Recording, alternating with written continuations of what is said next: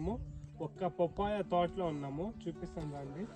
చూడొచ్చు, ఈరోజు కటింగ్ ఉంది పపాయ తోట. ఆ తోట కటింగ్ అయితే ఉంది తోట. ఇది చూడండి ఎంత పెద్ద కాయో, మాగిపోయింది. చూడొచ్చు, ఇలా మాగున్న కాయనైతే వాళ్ళు తీసుకెళ్లరు, ఎందుకంటే ఇది పపాయ అవుట్ ఆఫ్కి వెళ్తుంది. అవుట్ ఆఫ్కి వెళ్ళేటప్పటికి ఇలా మాగిన కాయ తీసుకుంటే కన్నా చెడిపోతుంది, అన్ని రోజులు ఉండదు. చూడండి, ఇలాంటి కాయలు వాళ్ళు పట్టుకెళ్తారనమాట. ఇక్కడ చూడొచ్చు మీరు, ఇలా ఉంటాయి చూడండి. ఇవైతే మీరు ఇప్పుడు పీక్కెళ్ళి ఇంట్లో ఒక 3 days పెడితే కన్నా 3 daysకంతా రెడ్గా మాగిపోతాయి అనమాట. ఈ సైజు ఇది ఇలాంటివి తీసుకెళ్తారు అనమాట. ఇలా అయితే కాయని ప్యాకింగ్ చేసుకుంటారు అనమాట.